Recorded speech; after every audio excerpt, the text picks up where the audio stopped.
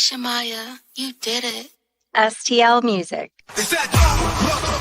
Welcome back to the show. Yo, listen up, we back in the game. Sweep the league, we got the flame. Motivated to the fullest every single day. We wake up, get it in every way. Working the two in the global inspiration.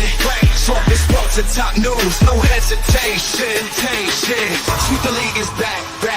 We always coming back, that's a fact. Wanna tell them that.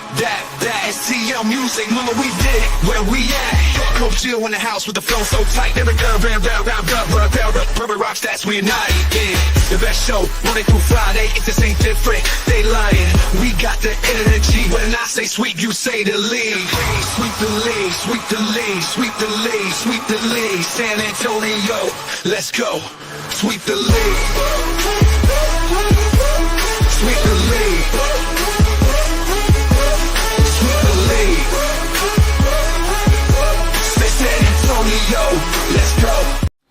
Hey, it's Rain Fernandez, and you're watching Sweep the League. Be sure to follow me on Instagram, Twitter, and TikTok, and Facebook at Rain Fernandez, RAYNE Fernandez. Hi, it's Sherilyn, and you're watching Sweep the League TV. Follow me on Instagram at official Sherilyn for more content. 2, 1. Well, as you guys can tell, Derek Irvin doesn't miss anything. If you don't want to miss anything as well, go to YouTube. Search at Sweep the League TV. Be a subscriber today.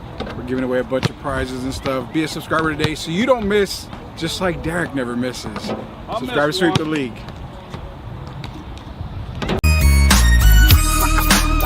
Hey, this is George Iceman Gervin, and you're listening to Sweep the League Radio.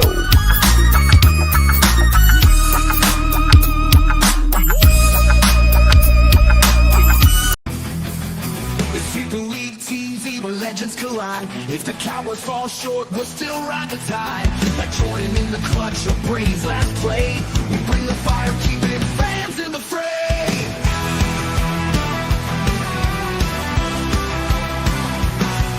Coach Gio and Marie calling the shots, with Derek Irvin straight Hall of Fame thoughts. So hit that subscribe, don't sit on the bench. Get in the game, every highlight's intense. The live stream's on, tell your friends to play. Like Kobe in the fourth, we're here to play. Sweep the League TV, where greatness resides. From the blogs at the drive, till the homes on the rise. We're all in on sports, NBA, CFB, and more for fans. By fans, it's the show you'll adore.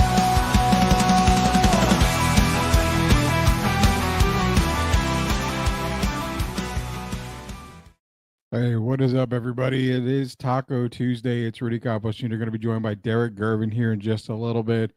Welcome back, man. We are off on Mondays most of the time. So, again, that's a one day off that we are off. But we're going to be coming to you pretty much every single day, Tuesday through Friday when it comes to Sweep the League. Some Mondays will be available. But for the near future, Mondays are going to probably be the only night that we will be off. We've got a lot to get into. College football playoffs, that came into effect this past weekend. We got the matchups. We got the bracket that we're going to break down here in just a little bit.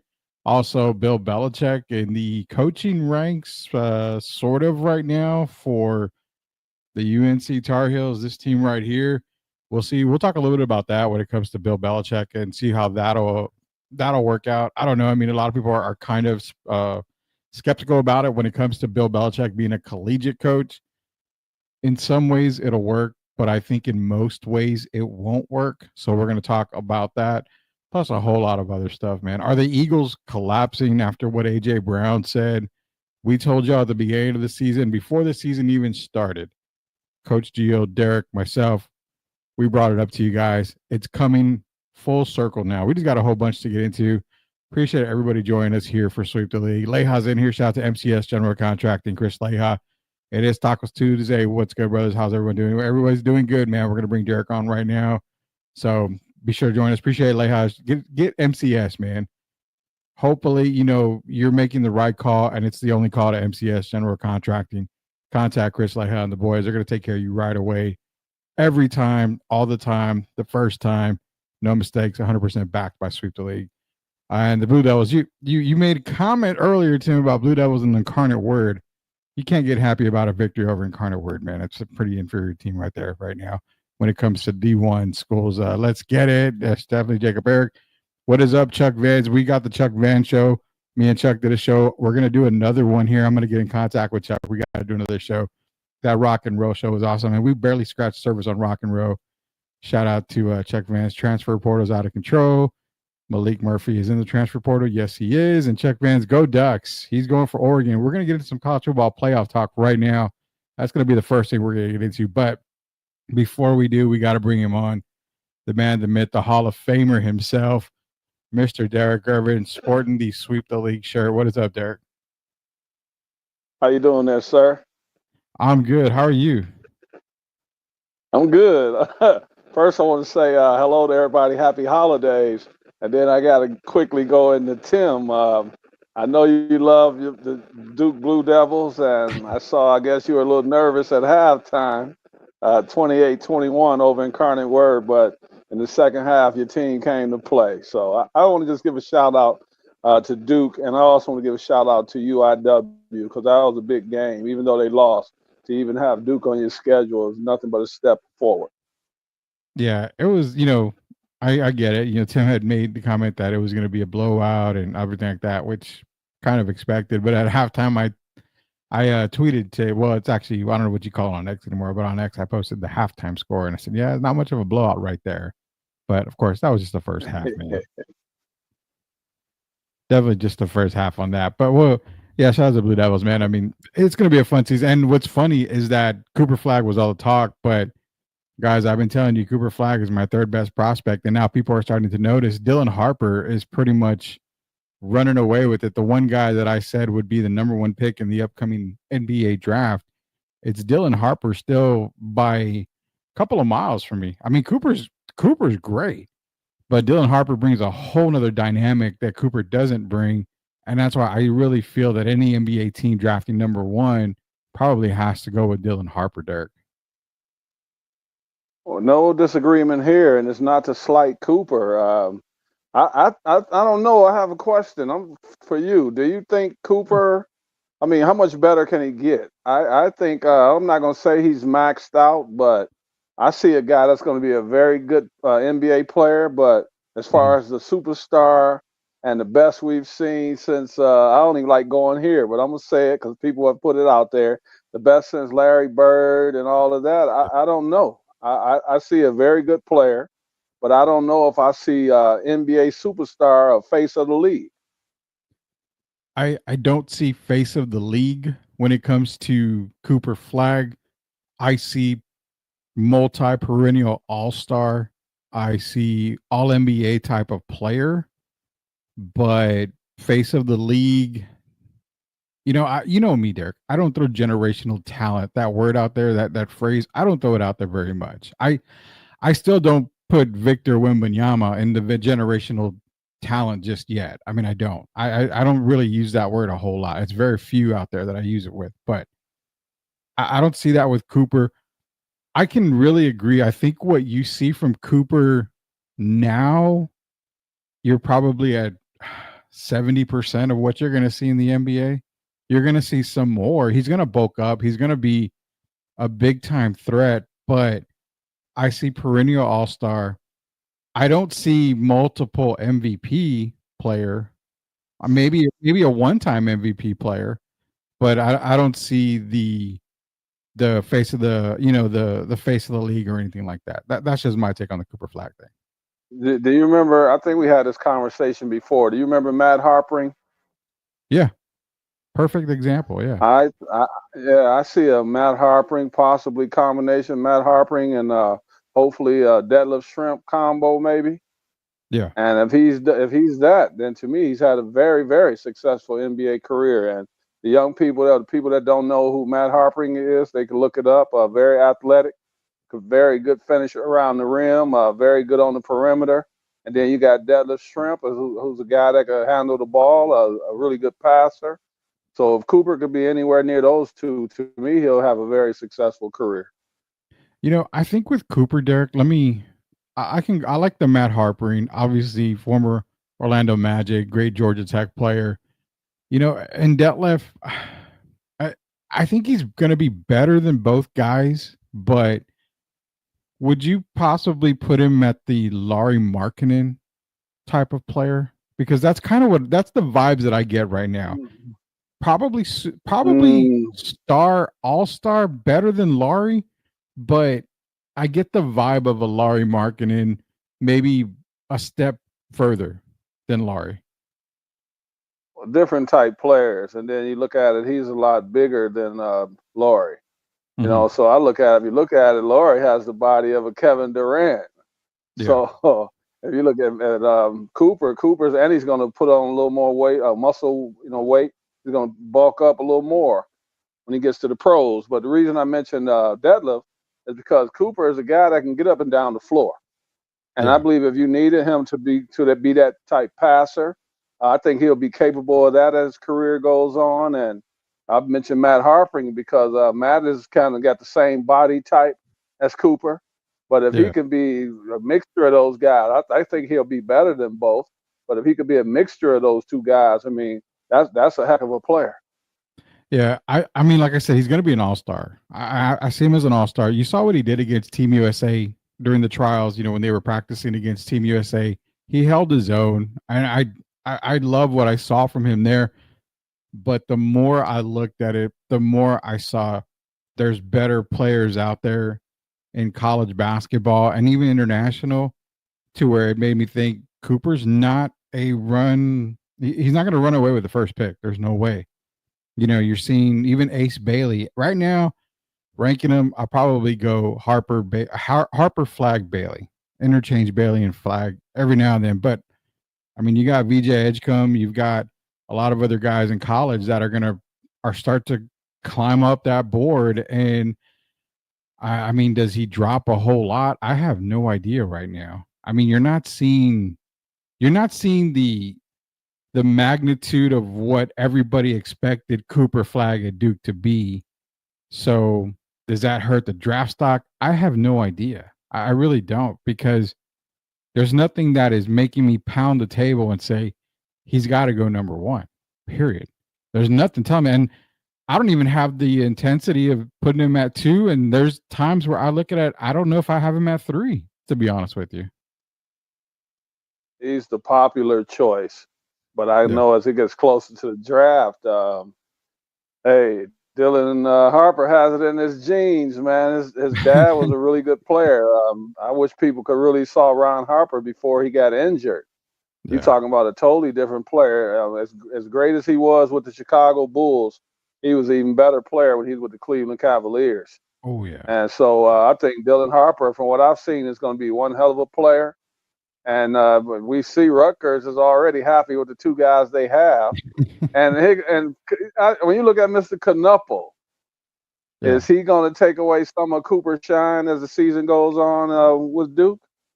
Yeah, I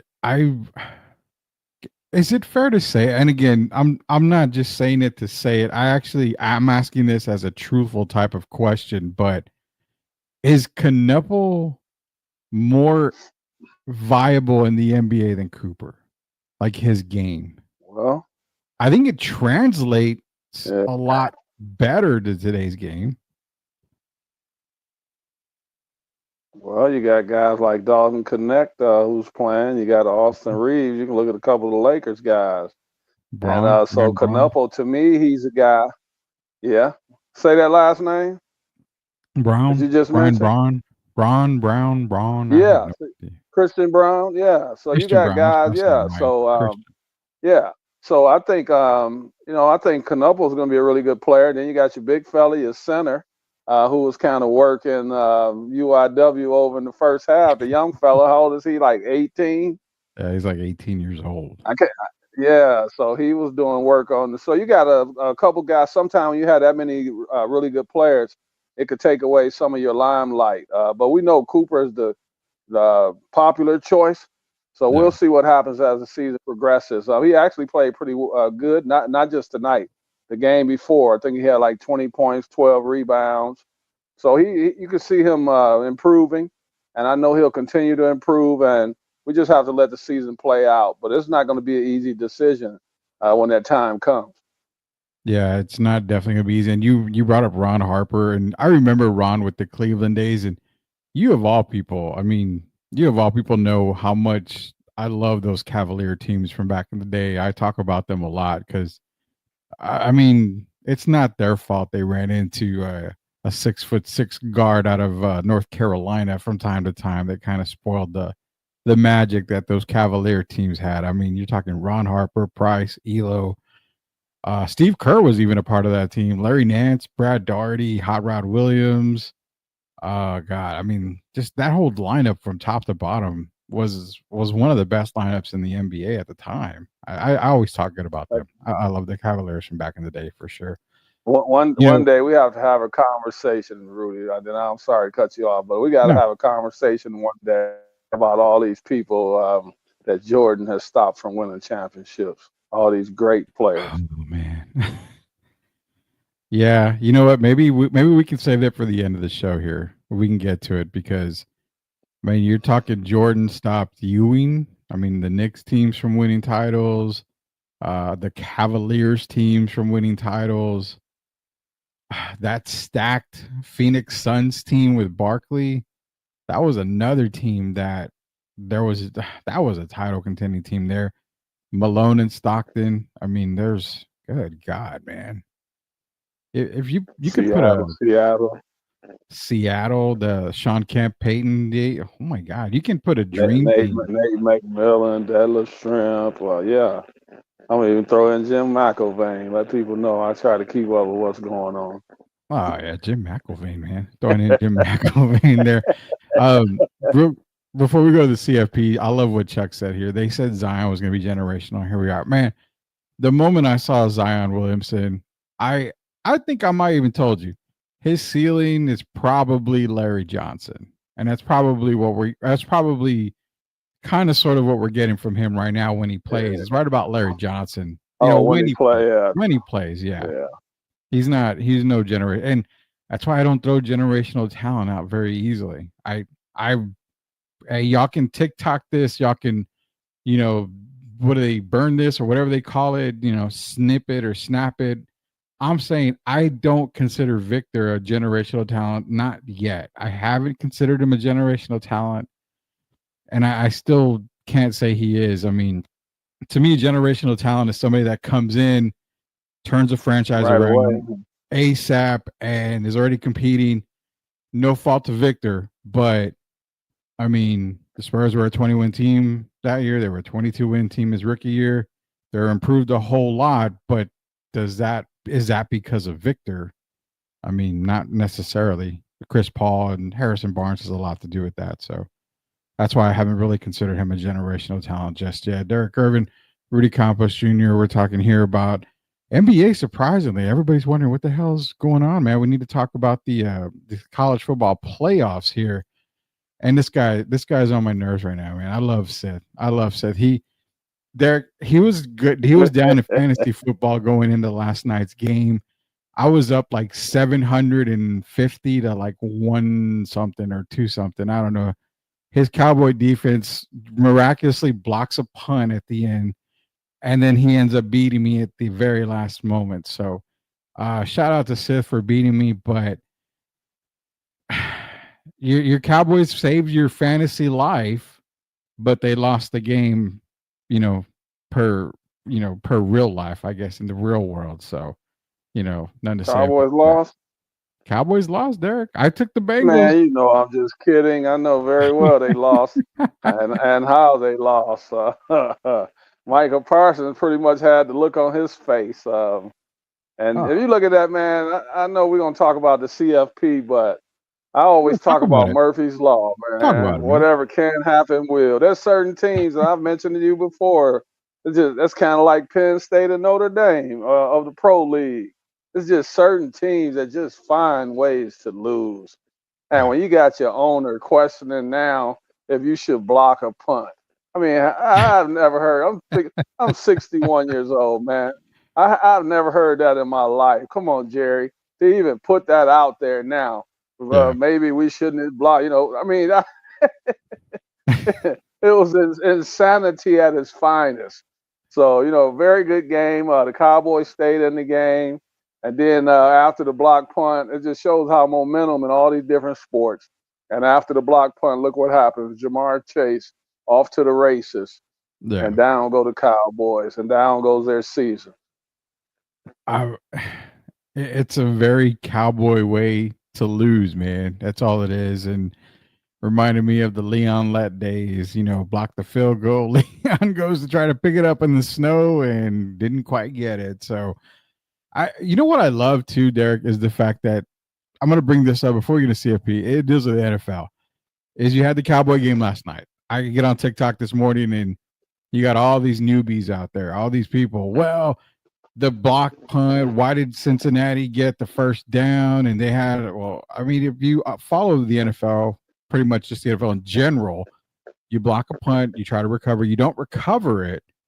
And if the offensive team recovers it, it's basically a first down. I mean, the ball just doesn't change possessions. It's a loose ball. So it also reminded me of your Detroit Lions this past week, where Jared Goff stumbled, fell to the ground while handing it to David Montgomery. Montgomery got the first down. Lions win. So again, get on TikTok, get on any platform, and you have people. Jared's knee was down. It should have been done. It should have been Packers ball. Again, it's not college. College football. If your knee is down, you're down. In the NFL, you have to be touched. You have to be touched. I know that. Come on. Well, and then I got into it too with somebody because he says, and I'm sorry to cuff. I know this is a kid show, pretty much kid friendly, but the guy says you are a bullshit liar because in the NFL, what is the whole taking a knee thing? The play's dead there. I said I understand that, but when you take a knee in victory, it's already known that you're taking a knee and the play is over. At that moment in the game, it's not victory formation. The play is continued. That's just an NFL thing. Just look at it this way. If Saquon were to be out there running by himself and he done broke through the offensive lineman and everything, he's off to the races. No one's touching him, and he falls down on his own. Tell me why he wouldn't have a right to get up and run when no one's touched him. Exactly. I mean, that's not that difficult to figure out. This is not college football. This is the NFL. Yes, he slipped and he made the handoff. Yeah. Any football person that keeps up with it knows that you just continue to play. And Jared Goff did. He got the handoff, and then we won another game. But you have to know the rules before you do all that arguing. Exactly. You got to know the rules, man. It's easy. Just go online, go to NFL.com. You can find the rule book there.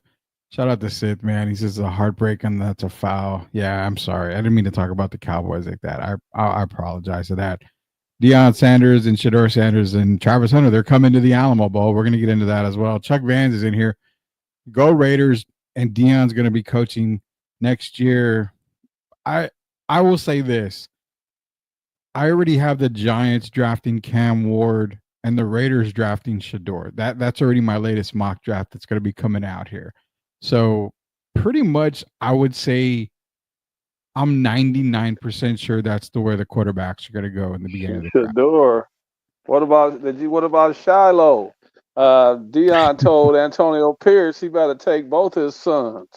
Well, Shiloh's going to have to be a third round, fourth round. But that's if Antonio Pierce is there. So. Yeah, that's it. Well, maybe Deion needs to look in the mirror and say, I better take Shiloh and Shedeur because I'm going to probably be the next head coach of the Raiders. Many blessings. Yeah, many blessings to you, man. Shout out to his daughter, man. Sid just had a birthday. So happy birthday to her, man. You know, I'm hoping. Congratulations. Happy birthday. Yes, sir. Young lady, happy birthday. I wish you had a really good day. Follow sports, Sweep the League across all platforms. Best damn sports show around. Sponsored by MCS. Hell yeah. Sponsored by MCS General Contracting, man. Appreciate the shout out, Sith. And yeah, we are the best damn sports show around. I'm not gonna deny that. I always put our show up against everybody. Cowboys should have gotten Ron Rivera as coach for no reason other than we just share the last name. And I can't lie, he's a distant relative. Hey man, Ron Rivera, Riverboat Ron. Probably couldn't do any worse than what money bags Mike McCarthy's doing right now for the Cowboys. But we got to get into the talk, man. We got to get into this because I even have a one of our famous have you seen this lately type thing, but we'll get into that in a second. Let's get into the college football playoffs because it came out, and it came out strong, Derek. So as we can see, first round buys, you're getting Georgia, Boise State, Oregon, Arizona State.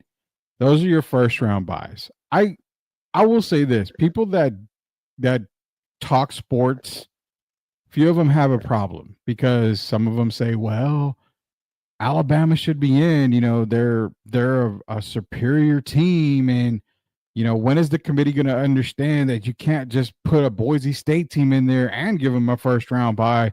Makes no sense. Let me put it this way. You knew the damn rules going into the season that 5 conference champions were going to be there.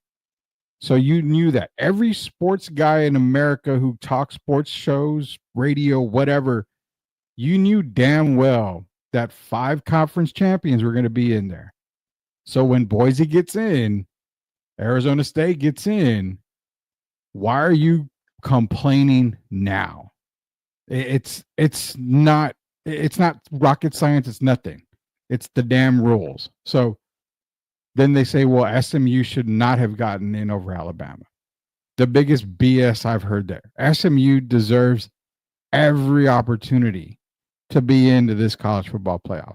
Sorry, Bama's not in, but not sorry, because I'm glad the No, don't be sorry, man. Come on. I said sorry, but not sorry. That's what I said. Yeah, Sorry, not sorry.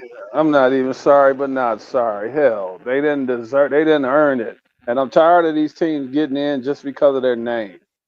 Alabama kind of went backwards near the end of the season, and they were penalized for it. If SMU would have went backwards, they would have been penalized, and everybody would have been quiet. I don't want a team in there just because they're a known team and you're going by their past history. This is one of the worst teams Alabama has had in several years, and I was glad to see the committee do the right thing as far as the top 12. We'll have to get into maybe the rankings of the top 12. I don't think that was fair, but the right teams made it. Yeah, I agree. I really feel that everything was done right. Even the rankings of the 12, I personally feel that I'm okay with it. I love the way the bracket came out. If you had to change it, what would you change the bracket? I love you, man, but you know what? I don't like the fact that Oregon would be playing who in the first, and if Ohio State, Tennessee, I think Oregon got shafted. I will agree with that. When you look at it, yeah, that's not fair, man. You got the number 1 team in the country. It's like they set Oregon up for failure. Why would they be playing the winner of Tennessee and Ohio State when you got these other teams? I thought it's like Boise State got a better draw than the number 1 team in the country. I mean, come on now, we got to do better, and it just wasn't fair. They want. It looks like they want Oregon to get knocked off quickly. Put them against Tennessee or Ohio State. To me, definitely two of the top 10 teams in the country. I think it was not just. It's unjustified. And when I asked you about the ranking part, I really, as far as 1 through 12, I'm okay with that ranking. Now, the Oregon story that we're talking about, yeah, I will agree with you on that. They have a very tough schedule because they have to play the winner of Texas, Ohio State, and then they got to play either Clemson, Texas, or Arizona State. So that's a very tough bracket. Now, if you put Oregon where Georgia's at, that's a little bit easier, in my opinion. That bottom half of the bracket is a lot easier. So I do understand where you're going. Yeah, they could have got the winner of the Notre Dame, Indiana. I mean, it's like you gave Georgia a better opportunity than you gave Oregon. And I thought Oregon has been the team that's been basically number 1 all season.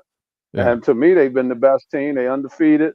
And they made it as tough as they could for them, man. That's like the Lions, securing the home field or whatever it may be. And say if the Chiefs were on their side, and then they got to play the Chiefs early in the playoffs when that could be the Super Bowl. I mean, come on.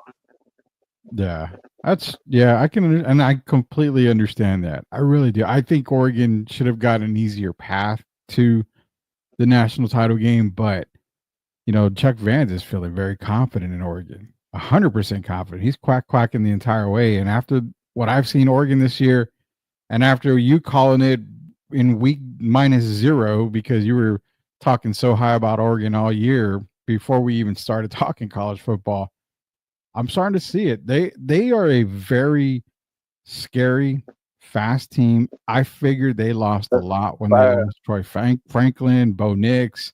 I thought, okay, it's going to take a couple of years for Oregon. They're part of the Big Ten. It's going to take a little while for Oregon to adjust. They lost Lanning. Not they didn't lose Lanning, but I mean it's going to take a little bit of time, and no time at all. They just continued on left and right, man. Saban is smirking right now. He is. If Nick Saban's the coach of Alabama, Alabama gets in. Yeah, but Nick, and then who's that other guy? Paul Feinbaum must be on their payroll as well. He gets millions from Bama. Oh man, if I hear Paul one more time try to justify why Alabama could have made it, even though they got beat 24-3 against Oklahoma, a mediocre 500 Oklahoma team, and it's all about what have you done for me lately, right? Yeah, it really is about what you've done for me lately. So Oklahoma Alabama didn't deserve it. No, he did. And shout out to JD Wyatt, man. Southern Fried Sports, great podcast, great content. You got to check him out on YouTube. Just go to YouTube, search Southern Fried Sports. JD Wyatt. He's in here. Texas got a better draw than Oregon with 12th ranked and 16th ranked team. It's weird. I hate this system. I completely understand the frustration on that. Chuck Vance says Oregon's going to win anyway. I'm telling you, Chuck is very confident in that, man. He heard Saban was waiting in Deborah's office yesterday morning, joking. Yeah, that would have been crazy. Gamecocks had a better resume than Bama. It should have been SMU versus South Carolina for the last slot. We were talking so big about South Carolina, man. So big about South Carolina. I think South Carolina, I wouldn't have had any issues with them jumping into the college football playoffs. But nonetheless, Derek, the bracket's out. So what we're going to do right now, we're going to go bracket busters here. Who we got? Now, obviously, we got Clemson and Texas. Now, Texas has looked terrible against Georgia. I mean, basically, Texas has been out-coached. I'm not going to lie. They've been out-coached by Kirby Smart. Now, you and I were texting, Sarkis, is Sark the new Ryan Day? Hey, can he win the big game? Well, so far he ain't won the big game yet, and it's kind of concerning going up against Clemson with Dabo. And I mean, Clemson hasn't been looking great all year, but it is college football playoff time, and you can always get that turn of the key, and Clemson can start revving up the engine. How do you feel about this Clemson-Texas game? Because you and I both picked Texas to win the national title, and I'm kind of scared right now going in. I would probably still take Texas because it's in Austin. Texas. Yeah. If you were to ask me after the first half, if you called me after the first half against SMU and asked me, I would have clearly said Clemson. But they kind of let their foot off the gas pedal. I won't even say they let their foot off. I think that SMU came out and played fantastic in the second half. So I saw some holes in Clemson's game, and they're not the Clemson that we've been used to the last several years. I'm gonna take the Longhorns and win that game, especially because they're playing at home. Yeah, I think I'm gonna give Austin, Texas, the benefit of the doubt here. I think Texas will win against Clemson being because now if it's on a neutral field, I probably would take Clemson on a neutral field. Yeah, yeah, I definitely like Texas on that matchup there. Tennessee, Ohio State, very interesting. Very, very interesting. I know JD's in here, Ohio State, Tennessee, good matchup. So I'll talk about the Notre Dame matchup. But Tennessee, Ohio State, this is a game I can't figure this game. This is going to take me a while to get this game. I know it's on December 21st. I have a little bit of time to study it. But if I'm picking right now, and I'll be honest, we're going to do this whole pick 'em thing again later before the game start because this could change a whole lot for us. But we're kind of just doing a rough draft here. If I'm picking right now, which we are right now, I'm going to go Ohio State on this one. I think Tennessee puts up a lot of points, but I think Ohio State gets this victory in a close fought match right there. I don't know. Is Ohio State's defensive line going to step up? That's going to be the question. If I had to pick right now, I would pick Tennessee right now. I just think they're.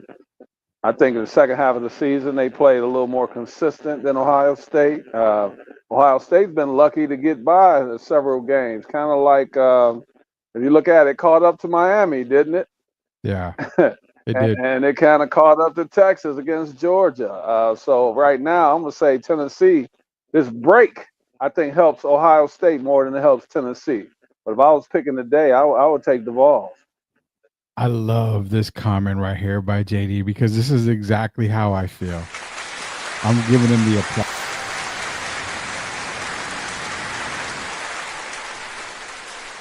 I don't like Ryan Day. I don't use the word hate a lot, but I really do not like Ryan Day at all. Can you play? Do you have any more music back there, like the music from The Price is Right? Because if Ryan Day loses, Urban Meyer, come on down. Man, I don't have that because we'll get copyright infringed, and I can't afford to get copyright infringed again by playing some of that music. I did it for you. You did it for me. That's perfect right there, man. Urban, come on down. He is. JD White, he's a chump. He really, I don't like Ryan Day. For anything, I don't like Ryan Day. Because I don't like him. Did you see him? Rudy, I'm sorry, but did you see him doing the fight? Did you see him doing the fight? Yeah, I did. I saw him during the fight. What was he doing, man? Absolutely nothing. I mean, I don't know if the guy was shell shocked. I don't know, but I don't think he handled that situation like a coach. And I'm sure they're calling for his head right now in Ohio State. So if they were to lose that game, I would not be surprised at all. And I'm telling you, if they were going in playing this weekend, I would have Tennessee as the victor.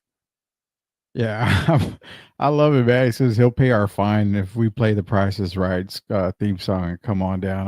I'm gonna have to start downloading it then. I know, until we make some money on YouTube, which hopefully is here pretty soon. That's why he's a chump. That's why he says it, man. Ryan Day. I don't like him. And you're right. I think if Tennessee wins, he gets fired. He has to get fired. There's no Jerry Jones in Ohio State. So he can't be, well, Mike McCarthy, we still believe bullshit. Ryan Day's gone. If you lose to Tennessee, you're gone. There's no doubt about it. You can't beat Michigan, obviously. You can't beat Tennessee in the first round. You're at home at the Horseshoe. You're gone. No doubt about that. Moving on. SMU and Penn State. Cool game. I love this game. You were trying to tell me for the longest time, Penn State's for real. Penn State's good. Penn State's this. I'm the one that's always telling you, Derek, I'm waiting for that Penn State collapse. It's going to happen. It's got to happen. I still haven't seen it. I'm still waiting for it to happen. Does it happen against SMU? SMU can put points. Now, I think I want to say that right now the SMU Cinderella story probably stops here at Penn State. But I think I would take Penn State over SMU right now. I really would. Just for right now, I would take Penn State. Wow. Yeah, I think I'm gonna have to take Penn State. I think, I like what JD is writing right there. I like Penn State. I actually like them better than Notre Dame this year. And I think, like I told you, when I watched them play against USC, they kind of made me a believer. And I think SMU's bubble burst in this game. And right now, I would definitely take Penn State. And when we start talking later on in a few weeks, I'm sure I'm going to still be taking Penn State. Yeah, I love SMU. I love the SMU story this year. But would you have taken SMU over Ohio State if they were ranked there? Oh, man. I probably would have. I'm not as high on Ohio State. If you remember early in the year, I wasn't that high on them, and I wasn't high on Gio's team, Georgia. I still don't think Georgia's that good. I don't think Ohio State is that good. So, yeah, I probably would have taken them over Ohio State. SMU look very impressive. And, Rudy, anytime you take them, and Bama's the odd man out, I know the first team out, that means that they impressed some people. And I Yeah. was impressed. I thought SMU played a very good game. They got off to a slow start at the beginning. I believe it was like 21-7 or something. But they came on and they played really well. And I think SMU's for real, but I think Penn State with that home field advantage once again, I think it's going to be a little over SMU's head. Yeah, I think so. I mean, Penn State right now, as we speak, I'm taking them over SMU. I think it's a little too much. I think the Cinderella story ends right there with SMU and Penn State. Penn State getting the victory. I'm pointing because it better because you see what Tim just said, Yeah, and I Franklin's agree in with the hot Tim. seat. That's another coach. If Yeah, he loses that game, James Franklin is gone. yeah. I do not disagree with that.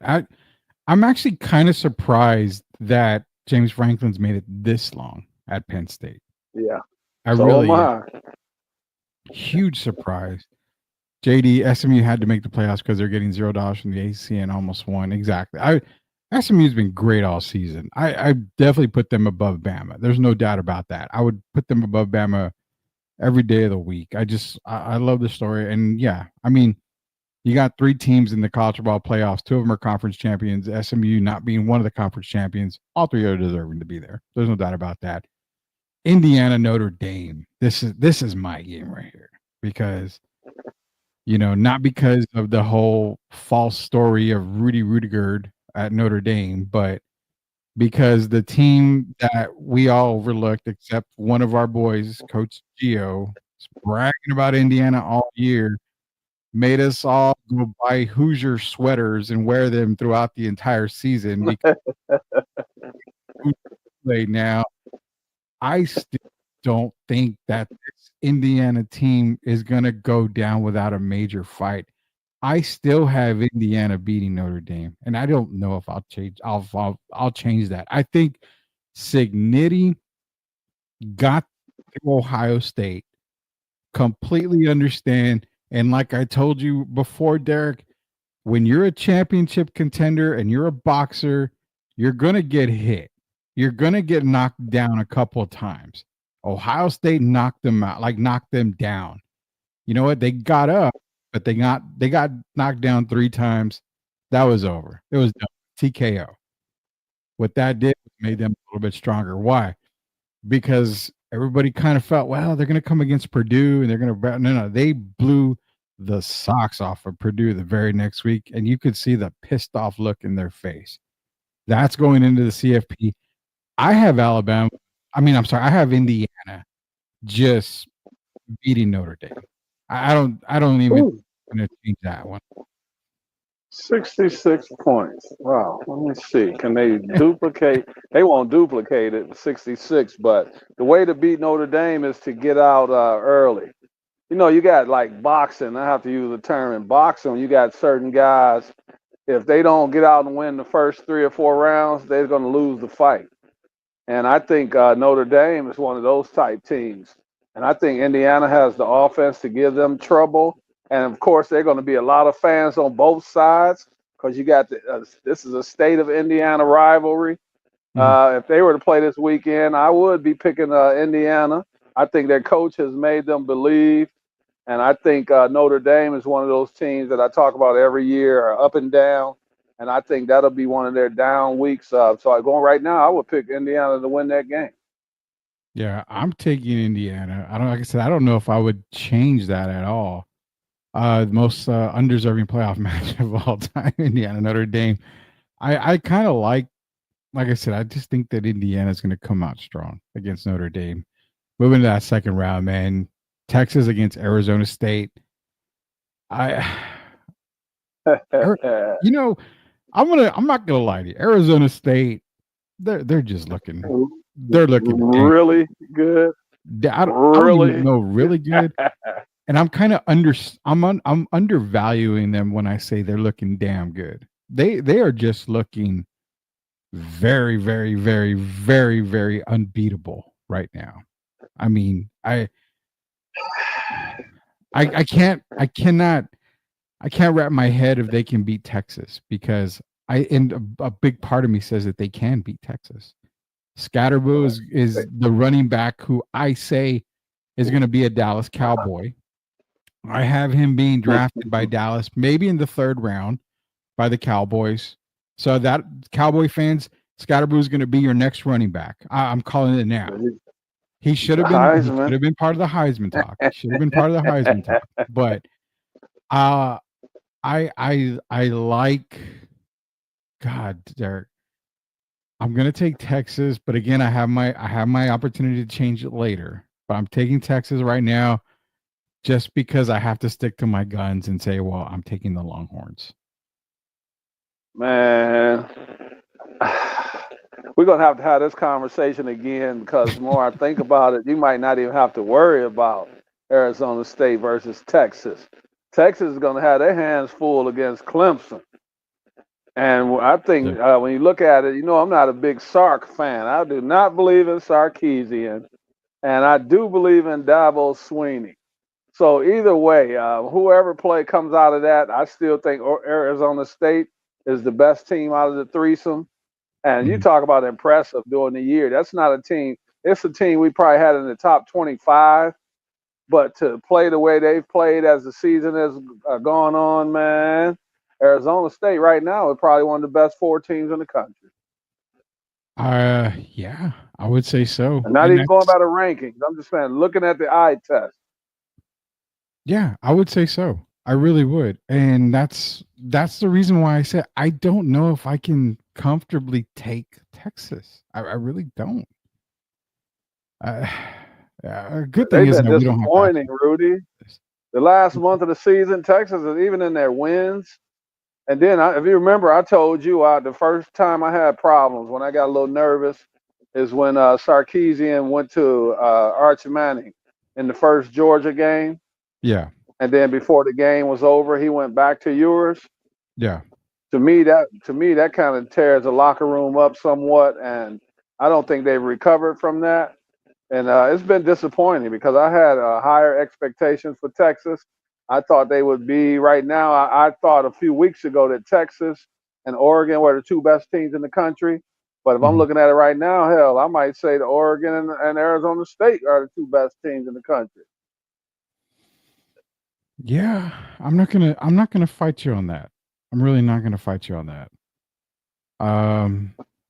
Man, you know what? Like I said, we're gonna revisit this one later on, because if it is Texas, Arizona State, I might flip a coin and just let the coin Rudy, they don't dominate the line of scrimmage like we're used to with the Longhorns on both sides of the ball. Yeah, they don't. And when you don't do that, and they're not like a team that's going to put up 100 points like Indiana did against Purdue. And so, I mean, they showed a lot of flaws. And this is not the time to be showing your flaws. And I still don't even know if they're going to get by Clemson. I hate to say that, but Dabo has his guys, they believe. And, they were fortunate to win their last game. But, I mean, that's what it's about. You win and you advance. So we'll see what happens. But I'm not as sold on Texas as I was a month ago. Yeah, I really am not. Yeah, this is going to be a tough one for me. Hopefully it won't have to make it, but I'm pretty sure we are. It's going to be Texas and ASU, and I'm going to be like, great, can't really do that here. You had Tennessee against Oregon. I had Ohio State, Oregon. I don't care if it's Tennessee. I don't care if it's Ohio State. Oregon's going to win that matchup. The Ducks just look ridiculously good, man. And there's no way I can see them being beaten. I'm taking Oregon, regardless of who it is. You're not going to get any argument from me. You already know. I think Dan Lanning is one hell of a coach. And I told you at the beginning of the season that Colorado better be happy that Oregon moved on, because I know Dan Lanning was going to be ready to smack Deion's team all up and down the field. So right now, I still think Oregon is the best team. I don't see that loss coming in the next after the Ohio State Tennessee. I think they're going to wear each other out. And I think a fresh Oregon team wins that, whichever one they were to play against. So I'm taking Oregon. Taking Oregon. Okay. I'm taking Oregon too. There's no doubt about that with Oregon too. Like I said, I can't see anybody beating them there. They're fast. I don't. They're like the Flash, man. I mean, they are Them really in fast. Arizona State. I'm telling you, you Yeah, name two quick. teams that are left right now that are faster on both sides of the ball than Oregon and Arizona State. It's quick. It's gonna be. It'd be cool to see Arizona State and Oregon. That would be a really cool matchup. I like that matchup right there, which could happen. I mean, technically, it could happen. Shout out to JD White again, Southern Fried Sports, man. Go check them out. Y'all be blessed. Great stuff as always. Yeah, JD, appreciate you joining us every single time, man. Penn State and Boise State. Now, I love Boise, and Derek, I love them enough to take them over Penn State. I really do. I love Boise. Uh, uh, that one I would have to go with Penn State. I'm glad that they kept Boise State in the top four, but I love Genty. I think he's going to come up short in the Heisman winning in the votes. He'll finish second, but I think Penn State has enough overall to beat Boise. And the reason I say that is because I told you earlier, if you take Genty off of that team, they're just a mediocre team. And I think Penn State has enough to expose that, and I would take Penn State to win that game. Taking Penn State to win, yeah. I mean, I love Boise, so I think I'm sticking with Boise on that one. I just I don't know, man. I something about those that Boise State team, man. The running Ashton Genties. I'm telling you, I kind of like them right now. Here we go, Georgia. For me, Georgia, Indiana, and I think you took Indiana as well. I firmly believe that Georgia's not that good. I'm taking Indiana on this game right here. I take Indiana 100% of the time on this one. Notre Dame and Indiana winner playing Georgia. Oh man, I hate to say this, but I'm gonna take Georgia if they were playing Indiana. I think the lights are kind of too bright this year.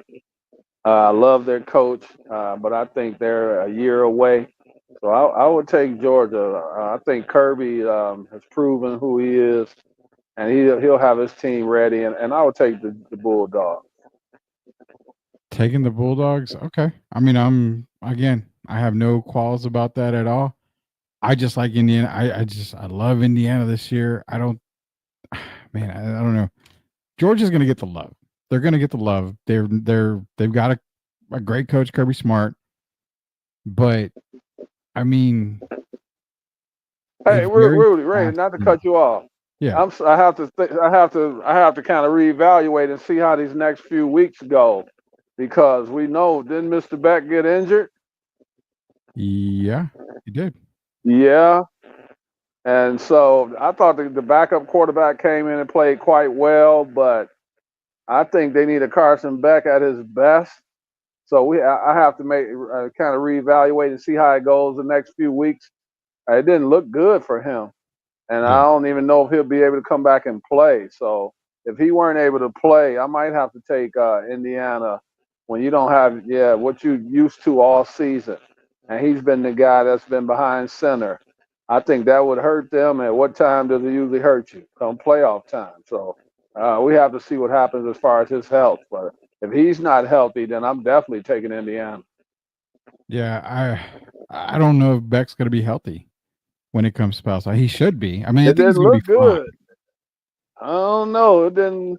That kind of injury, it didn't look good. And I mean, that's going to take a while. That's a big question. It didn't look good though when he had to lead the game. No, it didn't look good at all, and that's why I would say I'm kind of questionable about Georgia, until we get all the finals out there. Nonetheless, man, got the Final Four. Rudy, you need him at 100%, because when he's 60%, he's not that great. First of all, no, so you definitely got to have him at 100%. He's almost Kirk Cousins like. Not that bad. I won't go that far. 0 touchdowns and 8 interceptions. Why you got to bring up Kirk Cousins in his Falcon days, man? Come on. Because I like Kirk. Kirk went to Michigan State, and I was born and raised in Michigan. But I can't remember the last time I've heard a quarterback in the last 4 weeks have 0 touchdowns and 8 interceptions. I think that's a first for him.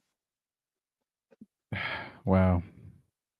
It sucks he's doing it in a Falcons uniform because it's not looking very, very good. And I already texted you and everybody. It's Penix time. I need me some Michael Penix time. There's, but you're paying Kurt so much damn money. It's like you really can't. But Rudy, how do your own family? I mean, it's hard for them to even support that. You're talking on the pro level, and Kurt's making all that money, 0 touchdowns and 8 interceptions. Yes, it's time for a change. It's time for a massive change, man. Massive change. Oh God. I was hoping you wouldn't bring up Kirk tonight, but we'll talk about Kirk. Not right now. Not right now. We're gonna get on to this other stuff here. Last things first. First thing last. So you basically got, possibly Georgia, Indiana, Boise. I have Boise. Then you had Penn State going. We both have Oregon. The Final Four. Just to move it on quickly until we get our picks in, we get the brackets in going and everything. Is it safe to say out of those Final Four that Oregon's probably going to be your national champion? Because for me, from what I've seen, barring injury, I would say the Oregon Ducks are probably going to be your national championships. Would they meet? Would it be possible for them to meet Arizona State in the finals or the semifinals? Semis. It would be Arizona State and Oregon in the semis if they meet. So that the winner of that is my champion for the 2024 season. That's a tough one, but to me, those are the 2 best teams right now. A lot of people might disagree, and that's fair, but Oregon or Arizona State for me. I would say so. Personally, I think it's going to be Oregon. Wouldn't shock me if Arizona State got through Oregon. And as a matter of fact, I'm going to go ahead and say 100% I agree with you. I think it's going to be either Oregon or Arizona State, whichever team comes out of that side of the bracket. And to be honest, Eric, it's whatever team comes out of that side of the bracket. That's probably the strongest part of the bracket, is that top part. So I will say that whoever comes out of the bracket from that part is your national title winner. I would put a little bit of money on that. Say a gambling man, that would probably be the national champion will come out of that side of the bracket. Remember, I told y'all, but if you remember, I told y'all I was worried about that one off week that Oregon could have. Yeah. And to me, if it were to happen, it would be against Arizona State. Could hard year to go undefeated, man. It's so hard to go undefeated, and man, it's so crazy, man, because you're right. It's so hard to go undefeated, but Oregon just hasn't. I haven't seen them even have a slight hiccup on the season. That's what worries me. Man. That's what worries me. Then you finally get tested. That's what worries me right there. Yeah. Did you see that Heisman polls, though? You think that hiccup could be Arizona State? I don't think it'd be any other team. I think Oregon beats every other team in these brackets. The only one that even give them a run, I think, would be Arizona State. Oregon, I think they're too quick for Georgia. I think they're better than Texas.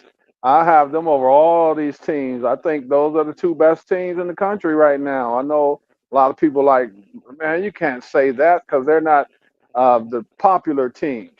But looking at my eye test, yeah, that would be their biggest game would be against Arizona State. So it depends. To me, the winner of that is going to win a national championship. There you go. Okay, there you go. I'm not going to argue with that at all. I mean, I told you the winner's going to come out of that side of the bracket. There's no doubt about that. I will definitely say that. So we're going to do more of our college football playoff coverage here. Once, the games get started, we're going to make our final picks coming up here. The 21st is when we get the ball rolling. Actually, the 20th and the 21st when we get the ball rolling. So we're going to get our picks way in before then. So unless we're going to move on, we got a couple minutes left here. Our boy, Billy Belichick, pretty much accepted the job at UNC. We're going to cover this more throughout the week, but it's got to be a little bit concerning for me as a Tar Heel because, yeah, you can bring in the recruits, but are these recruits going to actually take you serious with that attitude? Because we know Bill's a very tough guy to play for. And if you're a 5-star recruit coming in, Bill can get you to the NFL, but can you survive Bill / Bobby Knight type of college coaching? I don't know, especially about this generation. Did you see his interview? I did not. I will comfortably say How professional. One thing I will say, it brings notoriety to you immediately going to play for North Carolina now. And he talked about in the interview how it's going to be a professional setting. It's basically going to be an NFL type program from top to bottom, but on the college level. And that made me kind of say, how many guys are going to be able to deal with it. Kind of reminds me a little bit of when Deion cleaned house. Yeah. And some guys left on their own because they knew it was a new regime. I don't know, man, how many people can put up with it's a different environment from college and the pros. And listening to Bill talking his interview, he does have a ticket to getting you to the NFL, but that's if you're good enough. But I mean, you have to have a certain disposition to play for Bill Belichick, and it's going to be interesting to see how that turns out. There's some good and there's some bad in that situation. Yeah, it's going to be kind of weird to see how that's going to work out. I don't think it will work out, to be honest with you. I hope it does, but I'm definitely not going to keep my fingers crossed for that. I don't see Rudy it at all. What's up? He didn't sound like he's going to change. Sometimes you have to adjust to the times, right? Yeah. And it doesn't seem like he's going to adjust who he is for the betterment of the program. So that's going to be interesting, man. He does have an avenue to get you to the NFL. I mean, he's won 8 championships, but on the other side, ridiculing college players is not the same as when you're dealing with these guys that are getting paid millions of dollars. So, yeah, that's going to be something to keep our eye on. It's going to be very interesting. Yeah. Now, before we go, man, we're going to do our caught off guard moment. We didn't get to the Philadelphia Eagles and a couple of other things, but I got to get Derek's caught off guard moment on here. So here's our caught off guard segment.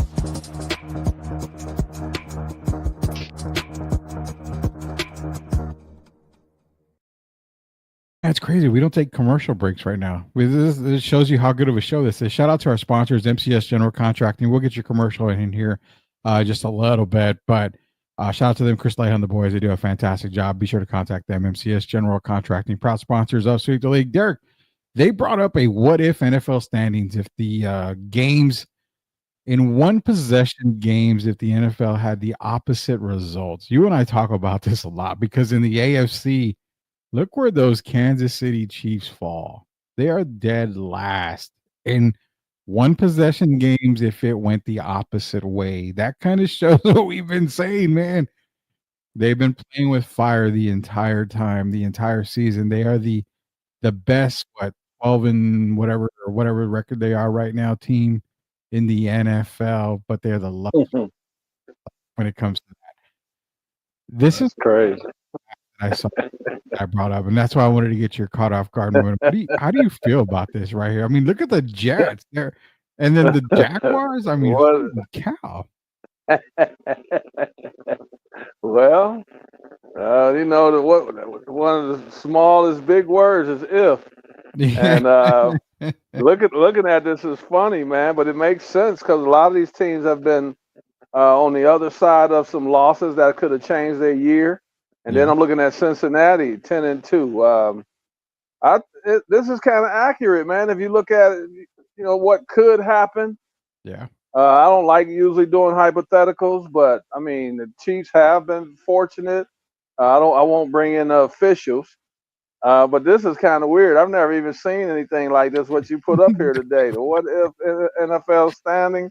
but it'd be hard for me to argue because Denver could have had an 11-2 record or 10-3.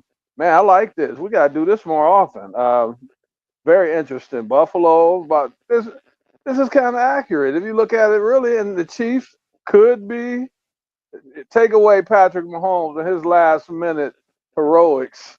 They could be a team that's 2-10 and 3-9. So I like what I'm seeing, man. This is something we have to start making a regular thing. I like that.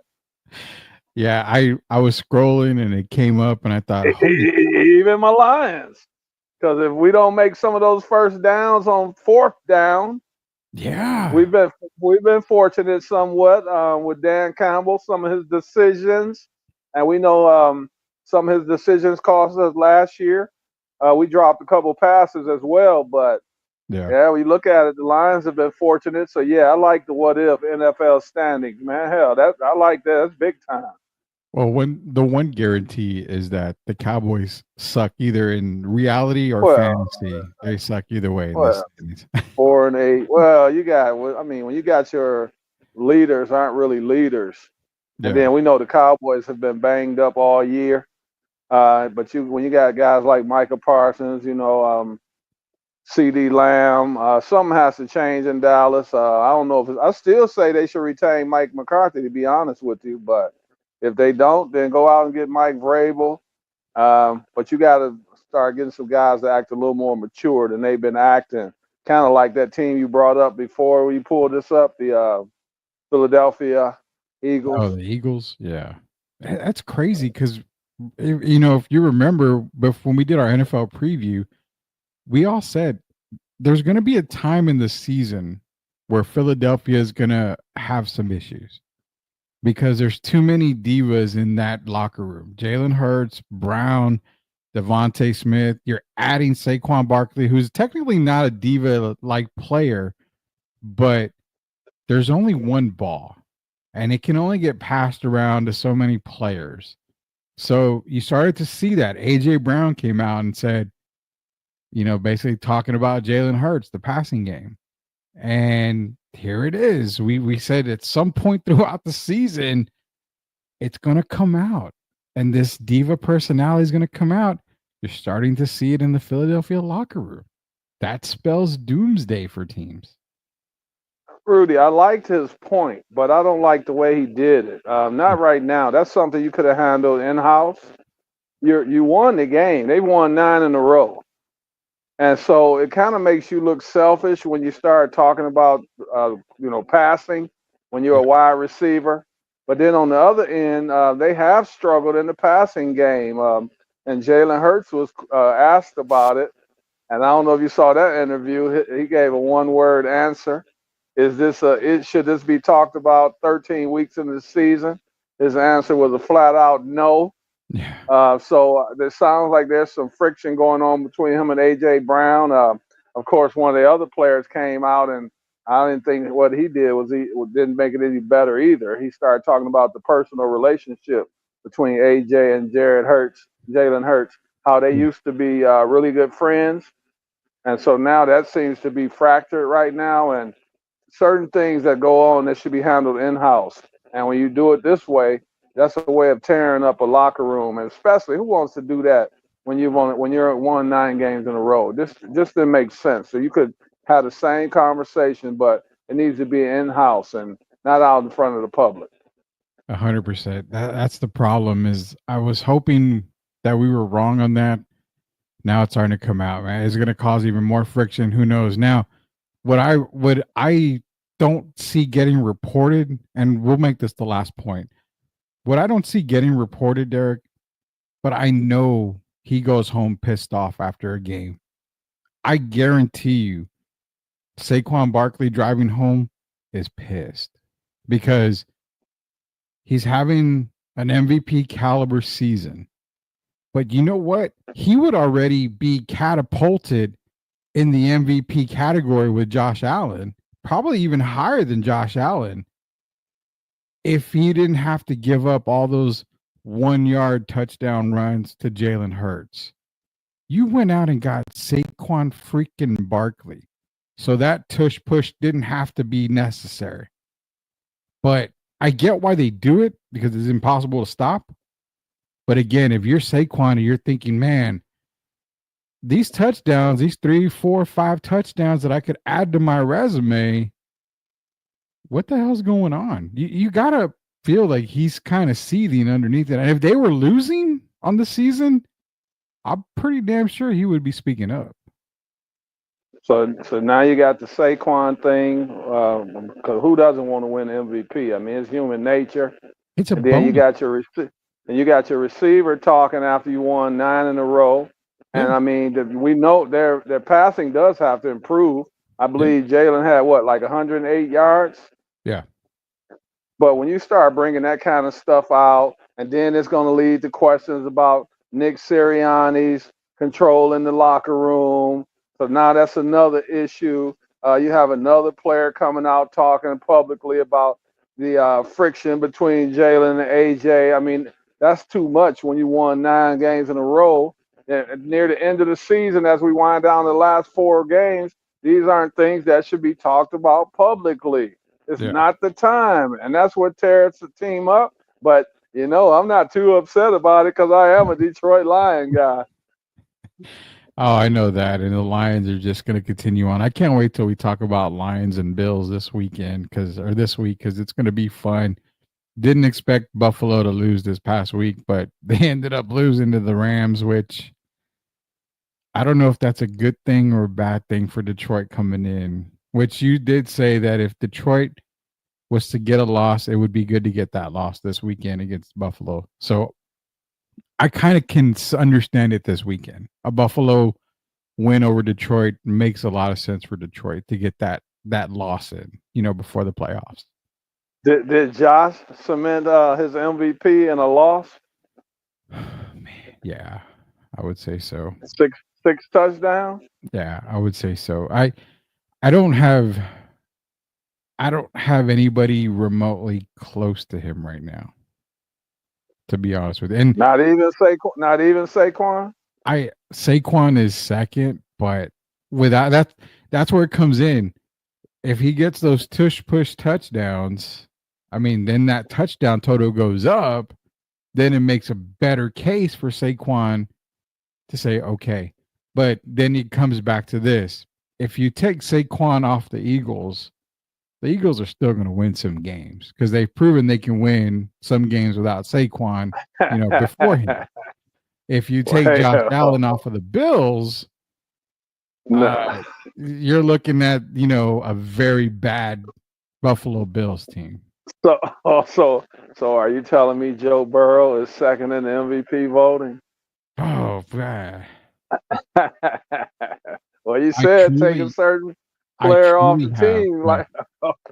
I truly have Joe Burrow probably third or fourth right now. Take him off of Cincinnati, though. Oh, God. I mean, terrible. I mean, they're bad. He's still if you look at it, he's on a record-setting pace with some of the greatest quarterbacks with the 30-something TDs or whatever it may be and the 5 or less interceptions. So if you take him off Cincinnati this year, that you're looking at a possible 2-15 team. What is Buffalo MVP, though? Well, I know. That's why I'm saying, for me, it's Allen. It's unquestionably Josh Allen. But I'm saying if you're going by importance to a team, wouldn't Joe Burrow be in the top 3? Yeah, I won't doubt that. I won't doubt that at all. I would put him in top. Justin Herbert in the top 5, 4 or 5. I had him at 4 last week. I had him. Yeah. Now, Jared Goff's gone down a lot. He's fallen. Yeah. Well, that's because of Montgomery and Gibbs, though. Yeah. I mean, no fault to Jared, but when you've got that dynamic duo in the backfield, there's really not much you have to do. You just kind of got to get, manage again. He's not a game manager, but he just has to manage the game, and that's all it does. I mean, he can be Jared when he needs to be Jared. Let's put it that way. I mean, but when you got that kind of backfield. So Lamar and let me say Patrick first. So Mahomes, this will be the lowest him and Lamar has finished in the MVP voting in several years. You agree with that? Yeah, because Patrick's definitely not in top 5. I don't even know if he's top 7. Lamar, I would say Lamar. No, I don't even have Lamar in top 5. I have him at 6 right now. I mean, Patrick 6 or 7 or 6 and 8, whatever. Yeah, they down there. Yeah, I mean, you're talking Josh, Saquon, Herbert, Sam Jared Darnold. Goff. You could even put Darnold ahead of Jackson. Sam Darnold. Patrick I got Sam Darnold in the top 5. Whoo, man. Yeah. Because for me, my 5 is in no particular order: Josh Allen, Saquon, Joe Burrow, Herbert. Sam Darnold. Yeah, you almost would have to put Darnold up there. Yeah, I would probably have to put Darnold up in there too. I mean, yeah, because there's really nobody else in there that you could probably put. I mean, yeah, I would probably put Lamar 6 and then Mahomes probably 7. And that's Mahomes is just based off of record. That's it. I mean, and Rudy, can we cover this the next show? Yeah. We got Sam Darnold, who's possibly, to me, he's the top 5, right? Yeah. And now you got a situation. Do you pay? Does he even get re-signed with the Vikings? He's going to get paid, but is it going to be by the Vikings, a team that invested in J.J. McCarthy? So I do want to talk about that because I've got an interesting idea that I've worked on over the weekend, and I'll just say this: if Sam Darnold goes into the playoffs and takes them at least to a playoff victory, I did say that you probably need to shop JJ McCarthy because Sam is only 27, I think, or 26. So he's just hitting his prime. Do you really bench a guy and let him go, not knowing what you truly have in JJ McCarthy? Well, either way, so the odd man out is going to be Daniel Jones. Oh, Daniel Jones. Yeah, he's definitely odd man out. He's been out for a while. He's been odd man for. But I mean, to bring him in, I'm trying to figure out why they brought him in. I know, to me, that was a rental for this year in case Sam Darnold was to get hurt. But moving forward, if you got a healthy J.J. McCarthy, and they invested a lot to get McCarthy, that's going to be interesting, man. Because if you see stardom in J.J. McCarthy, do you let him go to another team and possibly regret it for the next 20 years? Well, with me putting my general manager hat on, like I love to do on the show, I'm sitting JJ and say, I appreciate you. We drafted you to be our quarterback of the future. Sam is going to be re-signed. He's going to be our starter. And I'm going to have you accept the fact that you're his backup right now. He's under contract. So, I mean, it's not like if he says, well, I'm not showing up to camp. Okay, no problem. You're still under contract.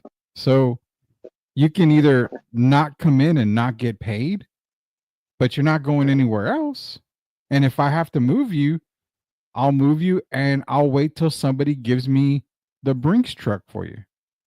I mean, what if he outperforms Sam? If that situation were to happen and they go into training camp and he outperforms Darnold, then it's a tough decision. But if JJ McCarthy is the better quarterback, then you tell Sam the same thing.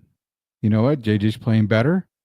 He's our future. I appreciate what you did. You can be a backup. We can release you. We can trade you. We can do whatever.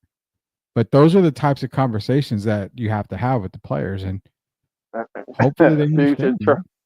And we're having them before Stephen A. Smith and all those guys, because you already see possible trouble brewing in Minnesota. You do. But all in all, if Darnold wins a playoff game and you're able to re-sign him, McCarthy's under contract. So it's almost like the NBA, where when you're a rookie, you come in, you sign your 4-year deal. Basically, it's 3 years option for the team for the 4th year. I mean, Pop can bring in the number 1 pick, and You know what, B-Roy, he could have brought in Victor Wembanyama and said, you know what, you're going to probably be in the G League for the first year. There's nothing you can do about it. I mean, you're just going to have to ride the pine and learn, and that's it. It sucks, but I mean, JJ Arch Manning McCarthy. oh God, yeah. Oh man, I don't know. I mean, you know what's crazy is the fact that I've kind of been having the feeling that the Manning family, and I'm gonna throw this on an entire year and a half ahead of for everybody to understand this.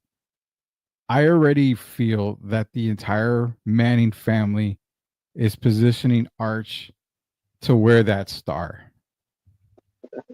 I really do. I mean, everything points to Arch being a Cowboy when he's drafted.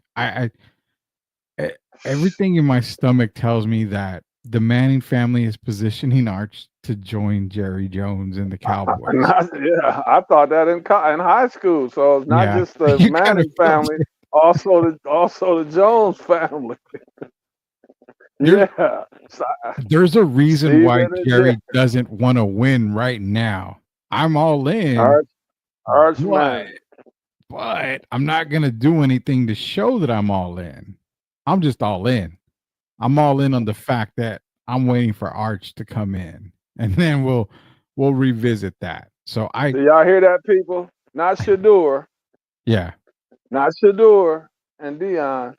Arch Manning, Dallas Cowboy. I'm almost assured of it. I couldn't see it any other way.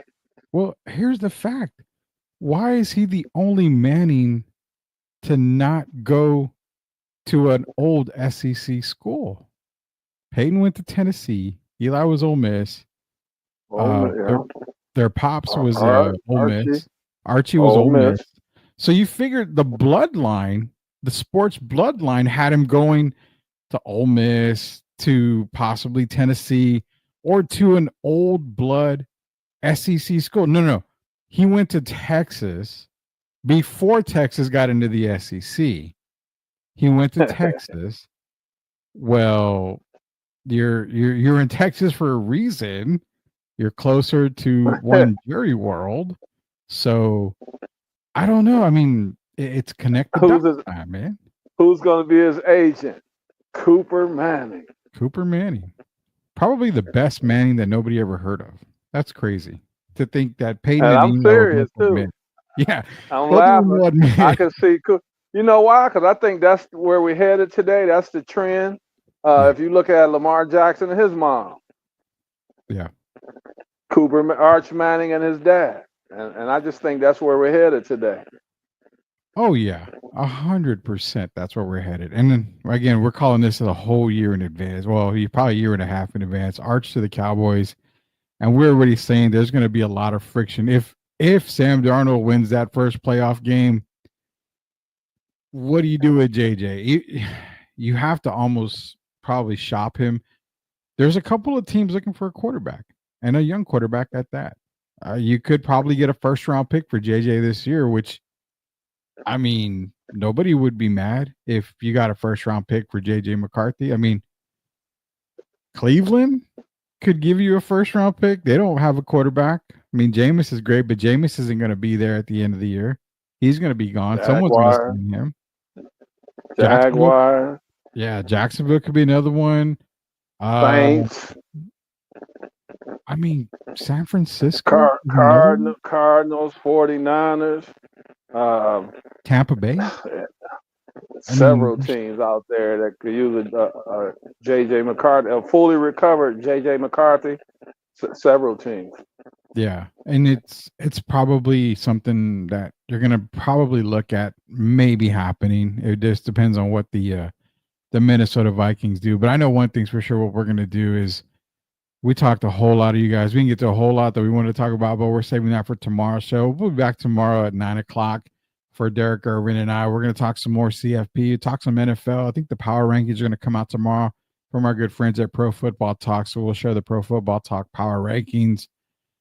and see if we can figure out this JJ McCarthy thing. We'll get another night's sleep in and see if maybe the possibility of them moving on from JJ McCarthy, because it's kind of hard if you've got a top 5 MVP candidate to just say, thanks for your service, bye. He's already got a rep with Justin Jefferson and Jordan Addison. The team loves him. The players love him. I don't think you want to upset both of those guys right now. So nonetheless, man, we're going to talk more about that tomorrow. We appreciate everybody joining us here tonight on Sweep the League. Shout out to MCS General Contracting, Chris Lehan, the boys. Be sure to contact them ASAP. If you need any work done, contact MCS General Contracting. So for Hall of Famer Derek Gervin, Rudy Campos Jr., until we sweep the league again, we'll see you later, knuckleheads. Everybody have a good night.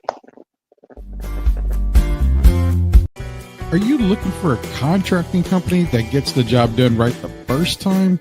Look no further than MCS General Contracting. MCS specializes in top quality concrete work, including patios, driveways, foundations, and swimming pools.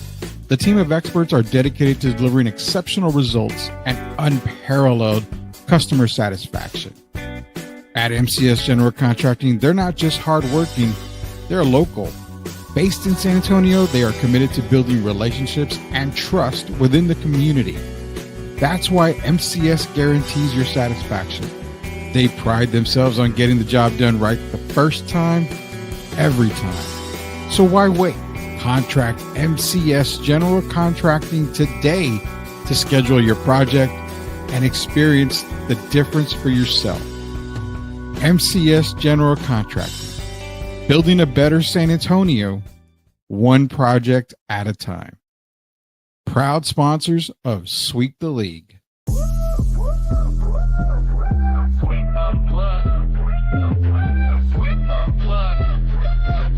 Exclusive interviews with Rudy and the crew. Let's go.